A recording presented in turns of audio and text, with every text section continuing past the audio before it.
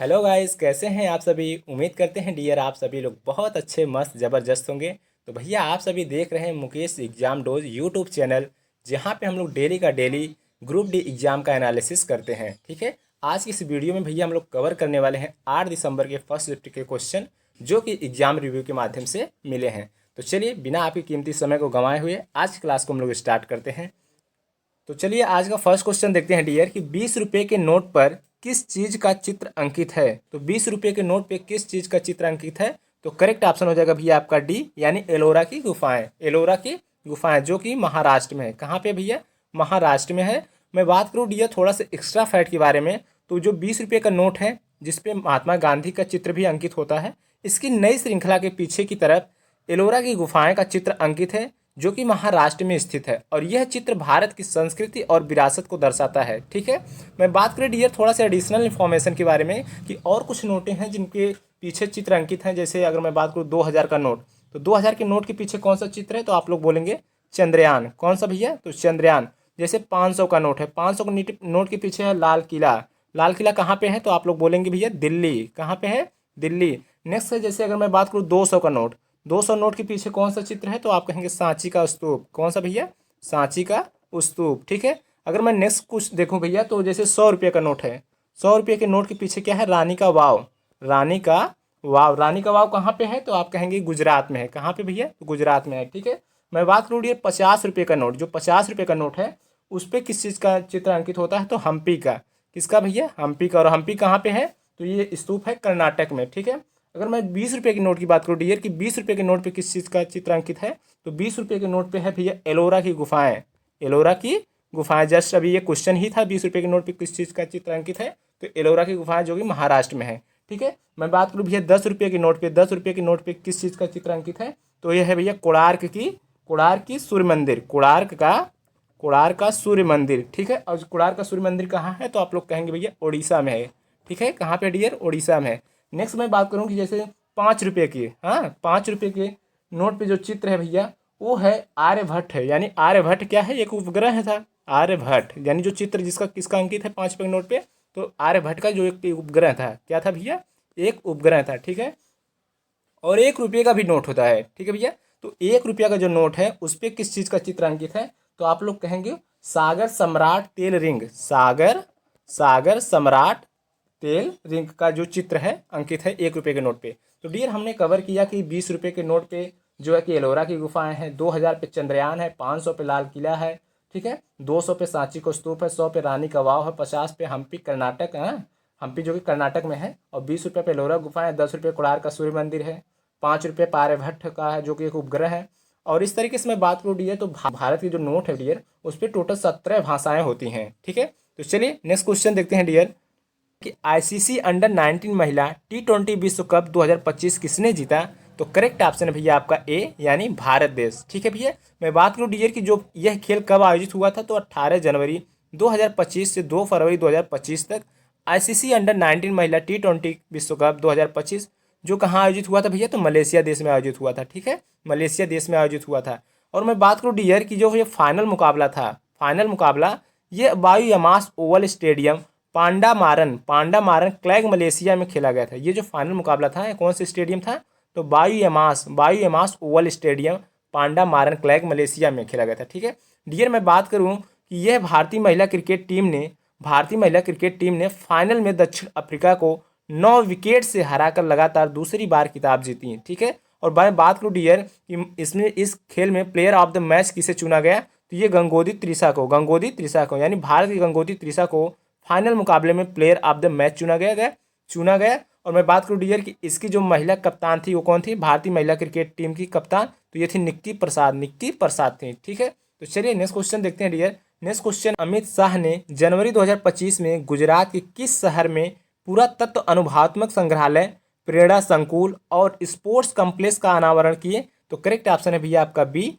वडनगर। कौन सा भैया? वडनगर। मैं बात करूँ डियर की जनवरी यानी 16 जनवरी 2025 को अमित शाह ने गुजरात के जिले के वडनगर शहर में वडनगर आर्कियोलॉजी एक्सपेरिमेंट म्यूजियम यानी जिन्हें प्रेरणा संकुल और वाडनगर स्पोर्ट्स कॉम्प्लेक्स का उद्घाटन किया। ठीक है, किस शहर में भैया? तो वडनगर, जो कि गुजरात में। किसने किया? तो अमित शाह ने किया। ठीक है, नेक्स्ट क्वेश्चन है डियर, नीरज चोपड़ा ने किस लीग प्रतियोगिता में 90.23 मीटर का भाला फेंक कर दूसरा स्थान प्राप्त किया? तो करेक्ट ऑप्शन है भैया आपका ए, यानी डायमंड लीग, यानी दोहा डायमंड लीग में बात करें डियर, तो जो फर्स्ट विजेता थे, यानी जो प्रथम स्थान प्राप्त किए, वो थे जर्मनी के जूलियन बेबर। जर्मनी के जूलियन बेबर थे, जिन्होंने 91.06 मीटर थ्रो के साथ खिताब जीता था। यानी जो जर्मनी के जूलियन बेबर थे भैया, उन्होंने 91.06 मीटर थ्रो के साथ फर्स्ट खिताब जीता था, यानी प्रथम स्थान प्राप्त किए थे। और हमारे नीरज चोपड़ा जी, जो कि 90.23 मीटर भाला को फेंक कर दूसरा स्थान प्राप्त किए थे। कहाँ पे, किस प्रतियोगिता में? तो आप लोग कहेंगे दोहा के डायमंड लीग में, दोहा के डायमंड लीग में। चलिए नेक्स्ट क्वेश्चन देखते हैं भैया। नेक्स्ट क्वेश्चन है हमारा क्वेश्चन नंबर 4। क्वेश्चन नंबर 4 क्या है? वित्तीय वर्ष 2025-26 में ministry of youth affairs and sports, वित्तीय वर्ष 2025-26 में ministry of youth affairs and sports, युवा मामला एवं खेल मंत्रालय को कुल कितना बजट आवंटित किया गया? तो कुल कितना बजट आवंटित किया गया? तो करेक्ट ऑप्शन है भैया आपका सी, यानी 3794, यानी 3794.3 करोड़ रुपया। ठीक है, तो कुल मंत्रालय आवंटन जो था भैया वो 3794 करोड़ रुपया था। ठीक है, तो चलिए नेक्स्ट क्वेश्चन देखते हैं डियर। क्वेश्चन नंबर 5, E0FIR पहल को एक पायलट प्रोजेक्ट के रूप में वर्ष 2025 में कहाँ लॉन्च किया गया? तो करेक्ट ऑप्शन है आपका डी, हैदराबाद। ठीक है डियर, मैं बात करूँ डियर, यह पहला केंद्रीय गृह मंत्रालय द्वारा भारतीय साइबर अपराध संबंध में केंद्र 14C के तहत शुरू की गई, जिसका उद्देश्य क्या है? तो साइबर विद्युत धोखाधड़ी से संबंधित शिकायतों पर तेजी से कार्रवाई करना। ठीक है, चलिए आगे देखते हैं डियर। नेक्स्ट क्वेश्चन है, पौधों की जड़ की वृद्धि को मुख्य रूप से कौन सा हार्मोन नियंत्रित और बढ़ावा देता है? यानी जो पौधों की जड़ है भैया, उसकी वृद्धि या उस पर नियंत्रित किस हार्मोन के द्वारा होता है? तो करेक्ट ऑप्शन है भैया आपका ए, यानी ऑक्सिन हार्मोन। ठीक है, मैं बात करूँ डियर, जिबरेलिन हार्मोन जो है ये तने और जड़ की वृद्धि को प्रभावित करता है। ठीक है, और साइटोकाइनिन की बात करें तो ये साइटोकाइनिन ये मुख्य रूप से जड़ों और अंकुरों में क्या होता है? बनता है। यानी साइटोकाइनिन हार्मोन कहाँ बनता है भैया? तो जड़ों और अंकुरों में बनता है, और यह कोशिका विभाजन को बढ़ावा देता है। साइटोकाइनिन जो है भैया कोशिका विभाजन को बढ़ावा देता है। ठीक है, चलिए नेक्स्ट क्वेश्चन देखते हैं भैया। क्वेश्चन नंबर 7, धारावाही चालक द्वारा निर्मित चुंबकीय क्षेत्र की दिशा ज्ञात करने के लिए किस नियम का उपयोग किया जाता है? तो करेक्ट ऑप्शन है भैया आपका सी, यानी मैक्सवेल का दाएं हाथ का अंगूठा नियम। यानी भैया धारावाही चालक द्वारा जो निर्मित चुंबकीय क्षेत्र होता है उसकी दिशा ज्ञात करने के लिए हम लोग मैक्सवेल के दाएं हाथ का अंगूठा नियम लागू करते हैं। ठीक है, बात करें डियर मैक्सवेल का दाएं हाथ अंगूठा का नियम, तो इन्होंने बताया कि फ्लेमिंग के बाएं हाथ के नियम के आधार पे। ठीक है, इन्होंने बताया भैया फ्लेमिंग के बाएं हाथ के नियम के आधार पे कि फ्लेमिंग का बाएं हाथ नियम क्या है? तो ये बताता है कि जब कोई धारावाही चालक किसी चुंबकीय क्षेत्र में रखा जाता है तो उस पर लगने वाला बल की दिशा क्या हुई।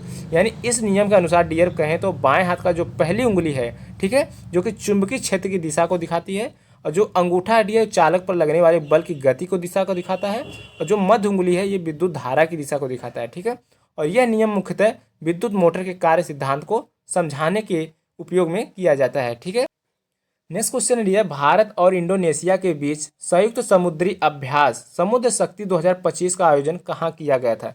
यानी समुद्र शक्ति 2025 का जो आयोजन कहाँ किया गया था? तो करेक्ट ऑप्शन है भैया आपका सी, यानी विशाखापत्तनम, जो कि आंध्र प्रदेश में है। ठीक है, मैं एक्स्ट्रा फैक्ट की बात करूँ थोड़ा सा डियर कि ये कब हुआ था? तो 14 से 17 अक्टूबर के बीच, यानी 14 अक्टूबर से 17 अक्टूबर के बीच 2024 में। और इसका संस्करण कौन था? तो ये 5वां संस्करण था। ठीक है डियर, और इसका उद्देश्य क्या था? तो इसका उद्देश्य था कि हिंदी प्रशांत क्षेत्र में स्थिरता और शांति बनाए रखने के लिए दोनों नौसेनाओं के बीच पेशेवर तालमेल और रणनीतिक समन्वय को बढ़ावा देना। ठीक है, समन्वय को बढ़ावा देना। अगर मैं बात करूँ डियर कि भागीदारी किस किस की थे, तो भारतीय नौसेना INS कवारती का, ठीक है, और इंडोनेशिया की जो नौसेना थी वो KRI जानली थी। ठीक है, तो भारतीय नौसेना INS कवारती था और इंडोनेशिया की नौसेना थी KRI जानली। ठीक है, चलिए नेक्स्ट क्वेश्चन देखते हैं भैया। नेक्स्ट क्वेश्चन है क्वेश्चन नंबर 9। क्वेश्चन नंबर 9 है डियर 22 मार्च 2025 को बिहार में कौन सा दिवस मनाया गया? तो 22 मार्च 2025 को बिहार में कौन सा दिवस मनाया गया? तो बिहार दिवस मनाया गया। कौन सा दिवस भैया? बिहार दिवस। 22 मार्च को बिहार दिवस मनाया जाता है क्योंकि इसी दिन 1912 में बिहार को बंगाल प्रेसिडेंसी से अलग करके एक स्वतंत्र राज्य के रूप में स्थापित किया गया था। ठीक है, यानी भैया जो बिहार राज्य है इसको हम लोग बंगाल प्रेसिडेंसी से 1912 में अलग करके स्वतंत्र राज्य के रूप में दर्जा दिए थे। ठीक है, नेक्स्ट क्वेश्चन है डियर क्वेश्चन नंबर 10। महिलाओं में अंडे का निषेचन मुख्य रूप से कहाँ होता है? तो महिलाओं में अंडे का निषेचन मुख्य रूप से कहाँ होता है? तो करेक्ट ऑप्शन है भैया आपका सी, अंडवाही नली, यानी जिसे हम लोग फाइलोपियन ट्यूब कहते हैं। ठीक है, मैं बात करूँ डियर फाइलोपियन ट्यूब में होता है, यानी जो अंडे का निषेचन कहाँ होता है, तो आप कहेंगे फाइलोपियन ट्यूब में होता है, जहाँ अंडाशय से निकलने के बाद शुक्राणु से मिलता है। ठीक है, इसके बाद निषेचित अंडा गर्भाशय में चला जाता है और वहाँ प्रत्यारोपित हो जाता है, जिससे गर्भावस्था शुरू हो जाती है। ठीक है, यानी अंडाशय से भैया जब अंडा निकलने के बाद वह फाइलोपियन ट्यूब में जाके शुक्राणु से मिलता है। ठीक है, उसके बाद शुक्राणु कहाँ मिलता है, फाइलोपियन ट्यूब में मिलता है। उसके बाद यह निषेचित होकर अंडा जो है गर्भाशय में चला जाता है और वहाँ प्रत्यारोपित होकर गर्भावस्था की पीरियड को शुरू कर देता है। नेक्स्ट क्वेश्चन देखते हैं dear, question number 11। Question number 11 है डियर कि सितंबर 2025 में किस मंत्री ने भारत की पहली स्वदेशी सेमीकंडक्टर के लॉन्च किए जाने की घोषणा की है? तो करेक्ट ऑप्शन है भैया आपका सी, अश्वनी वैष्णव। ठीक है, मैं बात करूँ डियर कि भारत के पहले स्वदेशी सेमीकंडक्टर चिप विक्रम की घोषणा और उसे लॉन्च करने में केंद्रीय इलेक्ट्रॉनिक्स और आईआईटी मंत्री अश्वनी वैष्णव की अहम भूमिका रही, जिन्होंने सेमीकॉन इंडिया 2025 के दौरान प्रधानमंत्री नरेंद्र मोदी को यह अच्छी भेंट की और इसके विकास की जानकारी दी। यह 32 बिट माइक्रो प्रोसेसर इसरो की सेमीकंडक्टर लैब द्वारा विकसित किया गया है और अंतरिक्ष व रक्षा जैसे क्षेत्रों में उपयोग किया जाने के लिए डिजाइन किया गया है। ठीक है, यानी सेमीकंडक्टर जो लैब द्वारा विकसित किया गया है, यह अंतरिक्ष व रक्षा जैसे क्षेत्रों में उपयोग किया जाने के लिए डिजाइन किया गया है। ठीक है, नेक्स्ट क्वेश्चन देखते हैं डियर, क्वेश्चन नंबर 12। हाल ही में खबरों में रहे श्रेष्ठ योजना किस विभाग से संबंधित है? तो करेक्ट ऑप्शन है आपका बी, सामाजिक न्याय एवं अधिकारिता मंत्रालय। ठीक है, मैं बात करूँ डियर कि श्रेष्ठ योजना scheme for residential education for student in targeted areas सामाजिक न्याय एवं अधिकारिता मंत्रालय द्वारा संचालित योजना है। ठीक है, इस योजना का जो उद्देश्य था अनुसूचित जाति वर्ग के मेधावी विद्यार्थियों को उत्कृष्ट निजी आवासीय विद्यालयों में गुणवत्तापूर्ण शिक्षा उपलब्ध कराना। ठीक है, यानी जो श्रेष्ठ योजना था डियर, ये सामाजिक न्याय एवं अधिकारिता मंत्रालय था। जो इसका उद्देश्य था भैया कि मेधावी विद्यार्थियों को, जो अनुसूचित जाति के वर्ग के जो मेधावी विद्यार्थी हैं, उनके उत्कृष्ट निजी आवास विद्यालयों में गुणवत्तापूर्ण शिक्षा उपलब्ध कराना। ठीक है, चलिए नेक्स्ट क्वेश्चन देखते हैं डियर, क्वेश्चन नंबर 13। पेट में प्रोटीन को पचाने वाला एंजाइम कौन सा है? यानी जैन नहीं, एंजाइम। ठीक है भैया, तो पेट में प्रोटीन को पचाने वाला जो एंजाइम है वो कौन सा है? तो करेक्ट ऑप्शन है भैया आपका डी, यानी पेप्सिन। ठीक है, मैं बात करूँ डियर, पेप्सिन पेट में प्रोटीन को पचाने वाला मुख्य एंजाइम है। यह जठर रस में मौजूद रहता है। यानी पेप्सिन कहाँ मौजूद रहता है भैया? तो जठर रस में मौजूद रहता है और अम्लीय मध्य हाइड्रोक्लोरिक अम्ल में सक्रिय होकर प्रोटीन को छोटे छोटे पेप्टाइड में तोड़ देता है। ठीक है, तो पेट में जो प्रोटीन को पचाने वाला एंजाइम होता है उसको हम लोग पेप्सिन कहते हैं। क्या कहते हैं भैया? पेप्सिन। ठीक है, नेक्स्ट क्वेश्चन है डियर, क्वेश्चन नंबर 14। 2023 में मिस्ती जो है mangrove initiative for shoreline habitats and tangible incomes mangrove पहल योजना के तहत मैंग्रोव वनीकरण में राष्ट्रीय स्तर पर सबसे ऊपर कौन सा राज्य रहा? तो करेक्ट ऑप्शन है भैया आपका डी, यानी गुजरात राज्य। ठीक है, कौन सा राज्य भैया? गुजरात राज्य। ठीक है, मैं बात करूँ डियर कि 2023 में मिस्ती यानी mangrove initiative for shoreline habitats and tangible incomes योजना के तहत मैंग्रोव वनीकरण में गुजरात राज्य अपने किस स्तर पर रहा? तो पहले स्तर पर रहा। ठीक है, इस योजना की घोषणा केंद्रीय बजट 2023-24 में की गई थी। ठीक है, जिसका उद्देश्य क्या था डियर? तो तटीय क्षेत्र में मैंग्रोव वनों का विस्तार करना, तटीय रेखा की सुरक्षा और स्थानीय समुदायों को आजीविका को बढ़ाना। ठीक है, चलिए नेक्स्ट क्वेश्चन देखते हैं भैया, क्वेश्चन नंबर 15। विकसित भारत के लिए परमाणु ऊर्जा मिशन के अंतर्गत वर्ष 2047 तक कितनी परमाणु ऊर्जा क्षमता प्राप्त करने का लक्ष्य रखा गया है? तो करेक्ट ऑप्शन है भैया आपका सी, यानी 100 गीगावाट। यानी अगर परमाणु ऊर्जा की बात करें डियर तो 100 गीगावाट। ठीक है, भारत की 2047 की जो ऊर्जा लक्ष्य है डियर, उसमें मुख्य रूप से 1800 गीगावाट गैर जीवाश्म ईंधन आधारित बिजली क्षमता और 100 गीगावाट की बात करें तो परमाणु ऊर्जा क्षमता प्राप्त करने का लक्ष्य रखा गया है। ठीक है, चलिए नेक्स्ट क्वेश्चन देखते हैं भैया, क्वेश्चन नंबर 16 है डियर, हाल ही में खबरों में देखी गई वेम्बनाड झील किस राज्य में स्थित है? तो वेम्बनाड झील किस राज्य में स्थित है? तो करेक्ट ऑप्शन है आपका भैया सी, यानी वेम्बनाड झील भारत की सबसे लंबी झील है जो मुख्य रूप से केरल राज्य में स्थित है और यह झील अपने बैक वाटर्स के लिए प्रसिद्ध है और इसकी लंबाई 96.5 किलोमीटर है।